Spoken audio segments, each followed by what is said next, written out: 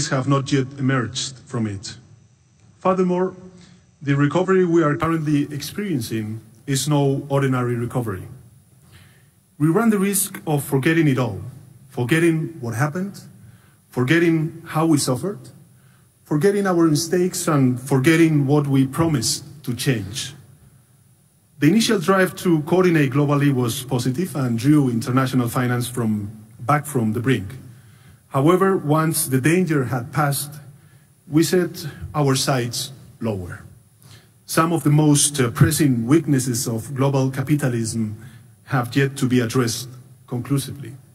The proclamations of remodeled capitalism have faded with time. For instance, we have not been or even succeeded, in eliminating tax havens. Looking beyond key macroeconomic indicators, our societies are still bearing the burdens of the crisis: polarization, reactionary populism, and inequality. We must understand everything that happened and the mistakes we made. And we must change now that we have some degree of freedom to do so. But we must do this mindful of the fact that the economy is not self-serving, it serves people. Growth, yes, of course, but to improve people's life and enhance welfare. Growth, yes, of course, but at the same time learning how to grow within the limits permitted by our environment. Our societies are facing an unprecedented pace of change. No part of our lives will remain untouched by technological and economic change of the fourth industrial revolution. In the developed world, digital transformation has already reshaped our economies and continues to do so every day. It has transformed the way we relate to each other, the way we communicate, the way we learn. To a great extent, digital transformation and globalization are part of the same phenomenon. And this phenomenon, as already know, questions the very existence of nation borders, redefining the concept of borders, complicating decision-making, rewriting this notion of sovereignty, and creating new challenges for global governance. So we must understand this phenomenon and factor into the design of our public policy. The opportunities offered by new data processing technologies are immense. Technology applications such as artificial intelligence, big data, and machine learning must increase the effectiveness of policies and improve citizen services in sectors such as medicine, public health, security, education, and mobility. However, digital transformation also brings with it challenges to the economy which we must address. For example, taxation of new digital businesses, or misinformation and fake news, which can undermine democracy, or the loss of jobs to new digital platforms. We run the risk of creating new technological divides if we do not ensure that all of the citizens of the earth are participants in this modernizing revolution. And this is a responsibility to which we must devote every effort. Inequality is destroying us. Inequality is destroying all of our societies. It is an ethical aberration and a source of destabilization. In the 20th century, politics turned its back on the economy, and the result was 2 world wars. Therefore, in the 21st century, it would be irresponsible to ignore the economy's political impact. We must be able to understand the motivations, desires, and political consequences of decisions that go beyond what is shown on a balance sheet.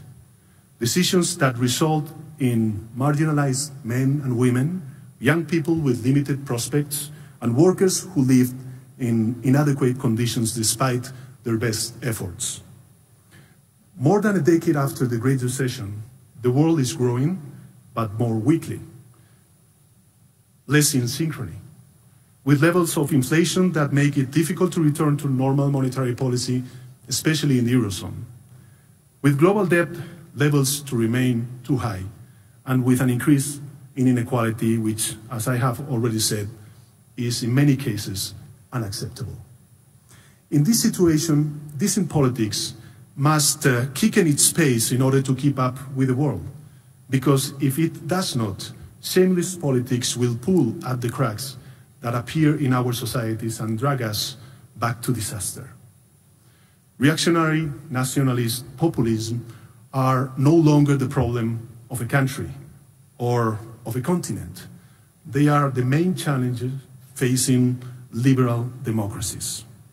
Perhaps if we had not forgotten that the economy must always be at the service of the people, this nationalistic populism would not have come as far as it has. The task of politics is to look to the future and provide the people with answers. If we have lost a decade, we have the obligation to win the one ahead, to recover what we have lost and to take advantage of the opportunities ahead of us.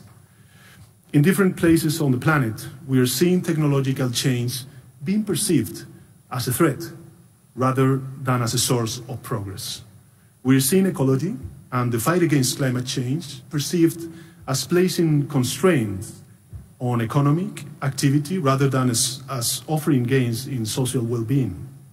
We're seeing globalization perceived as a challenge to each nation's identity rather than as a source of cultural wealth. We're seeing feminism distorted, presented as pitting women and men against each other rather than as a campaign for truly equal opportunities. We're seeing the demographic change in advanced economies presented at times as a battle between young and old rather than as a chance for intergenerational equity. Technological change, ecology, globalization, feminism, and demographic change. Each of these 5 challenges lies behind a fault line. In reality, it's the same fault line for all 5. The line that separates social progress from privilege. Because our societies have become wealthier and have achieved outstanding levels of well-being, yet they continue to create many outcasts, those whom Simon Bauman describes as having been relegated to the status of human waste. Bauman explains this very well. The rich are getting richer simply because they are rich. The poor are getting poorer simply because they are poor. And this contravenes our social contract. And it weakens our democracies.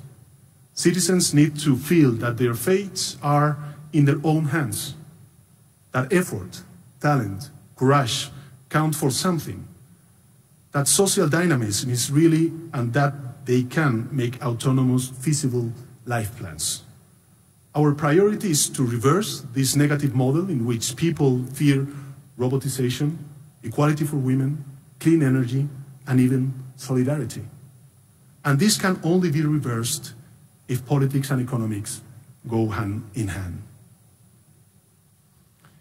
In 2018, we saw the tailwinds that had fueled world growth in recent years begin to die down. And at the same time, we witnessed a rise in the tensions, risks, and uncertainties both in Europe and elsewhere.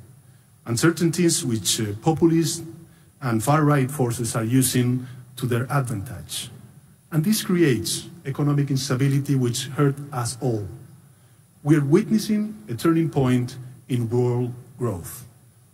I cannot help but share with you here the pride that I feel in Spain, which continues to lead growth among the main European economies, and our prospects continue to be robust. According to the European Commission, Spain will grow over the Eurozone average until 2020, and this week we learned that the IMF had lowered most countries' growth forecasts but left those of Spain unchanged. In 2019, we will create in our economy over 330,000 jobs. Spain's risk premium is currently stable at approximately 110 basis points, and in 2018, Spain was visited by over 82 million tourists. Spain inspires trust both in international organizations and in the financial markets. The Spanish economy has solid foundations, with a financial sector that has significantly reduced its risks, the public deficit has been lowered, and the current account surplus has been maintained. A good proof of this trust can be seen in the trend in foreign direct investment, which continues to grow at high levels. Why does the Spanish economy merit such trust? In my opinion, for three main reasons. First, social harmony, including in the area of labor relations. Second, legal certainty. And thirdly, strong institutions and companies. And I would like to add a fourth very important reason. Spain is a singularly Europeanist country. Not one single political party in Spain is openly Eurosceptic. Our identity is Europe, not a nostalgic Europe, but a modern Europe, a Europe that is a driver of change, Europe as a community of values, and those values are our values. But our identity also wants to be that of the United Nations 2030 agenda, which is in an accurate summary of the challenges we are facing and of how to address them. One of my government's priorities is to strengthen social cohesion, out of a sense of justice, but also because a more egalitarian society contributes to a more resilient, more stable, and more balanced economy. We have just presented our budget for 2019, which was designed with three goals in mind. First, combating inequality by buttressing the welfare state, changing the economic model, recovering the value of science, innovation, and reindustrialization, and finally, curbing public deficits, guaranteeing the long-term sustainability of our accounts and debt reduction. And let me tell you about a key issue which is another of my government's major economic priorities, as I said earlier, combating climate change together with an energy transition. Work in this area will require ecological and inclusive responses by every government. The climate change we're facing is global and cross-cutting. It directly affects a great many sectors such as housing, tourism, water, mobility, to name just a few. But this ecological transition, which is starting to be known in many forums as the Green New Deal, should not instill fear. According to the International Labour Organization, for each job destroyed by energy reform, 4 new ones will be created. Spain is in a privileged position to lead this change. We know what to do, and we are going to do it. In this process of change, my government cannot, nor does it want to, act in isolation. It needs to work together with companies, with citizens, and with the financial sector. This change will bring enormous opportunities for all and will mobilize 200 billion euros in investments over the coming decade, 80% of which will correspond to the private sector. In short, we are creating wealth, we are creating jobs, we are creating opportunities, and we are creating equality. This means that we are creating future for our country. Ever since my earliest youth, I have been a convinced progressive. I grew up knowing that the finest moment in the history of humankind began in the post-war era and in Europe, in the knowledge that the compromise carved out by people with vastly different ideologies and convictions, which became known as the social democratic compromise, brought about the most brilliant political achievements of all time: peace, social well-being, universal healthcare, compulsory education, protection of the disadvantaged, economic growth, and freedom. This constitutes our social model, and today no one, or hardly anyone, would dare to question it. I do not agree at all with the idea that progressive politics is in a state of crisis, that progressives are no longer creating anything. Quite the opposite. Progressive forces are the only ones who keep exploring paths that may lead us to a promising new social pact. What has come to an end, in my opinion, is the conservative, protectionist, and provincial model, which is incapable of seeing the world as a space that belongs to everyone. What has also come to an end is the neoliberal model that led us to the Great Recession, a model that mixes up deregulation and liberalization, and which offers us an increasingly hostile world for those who are not powerful. What ideas have they launched in recent decades? None. The progressive, by contrast, has continued to propose political concepts that some label as revolutionary, such as redistribution of wealth and universal basic income. And let me tell you something, they are not revolutionary, they are necessary. They reflect the rationale of the world we are heading up for. I have no doubt that they will be the foundation of the new social pact of the new era. And that, moreover, as in past times, they will be embraced by sensible people of all ideologies. And this has happened often in history, when concepts such as the women vote, universal healthcare, and the public pension system were considered revolutionary. Let us lift our gaze from economic charts and look straight at the future. Thank you.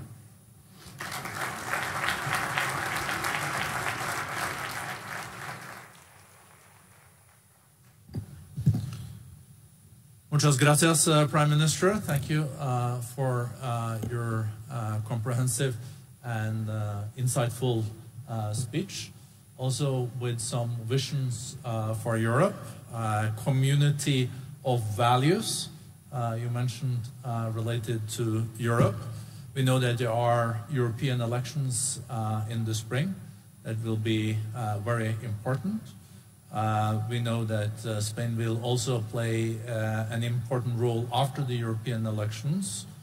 In the north you have France. President Macron has shared his vision for the European Union.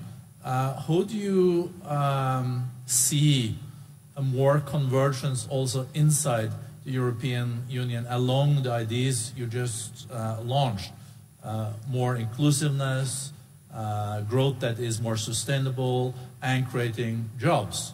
Do you think you can influence the rest of Europe in this and also bring the Visegrad countries with you? Well, I hope that we will achieve this idea of influencing as a country in the construction of the European Union. And I think that, unfortunately, Spain during the last decade has been missed in the big debates about the European construction, the European Union future, and this is something that we want to be present after the European elections, not only in the Parliament but also in the European Council. Well, I'm fully committed with the European Union project. This is sure. I do believe Brexit, that. And after the Brexit, I think that it gave us not only as a country, because we will be I believe one of the biggest, not only economic but also political biggest country within the European Union. But what I'm trying to say is that I do believe that Brexit gave us also some challenges and some opportunities for member states to strengthen and to deep in our process of integration. What are, in my view, the main challenges that we have to face as a union? First of all, I think that we must be better prepared for potential economic crisis, and that means that we need to finalize the European Economic and Monetary Union. And this means that our next goal must be, not should be, must be the European deposit scheme, and also something that we are also defending in the European Council is to create a European unemployment insurance, which I think is key to legitimate vis-à-vis citizens the project of the EMU. So first of all, we need to finalize this economic and monetary union. Secondly, I think that we need to strengthen our approach, our common approach of the migration crisis, migration flows that we are facing, not only in Spain, but elsewhere in the European Union. Thirdly, of course, climate change. I think that we need to boost and we need to finalize a single market, energy single market, which is, of course, in the interest of our country because of the interconnections and the connectivity that we need between France and the Iberian Peninsula. And finally, as you mentioned before, of course, the role that we want to play as a union in international relations. I do believe that we need to strengthen multilateralism. I do believe that we need to lead the reform of the World Trade Organization in order to guarantee free trade. Of course, with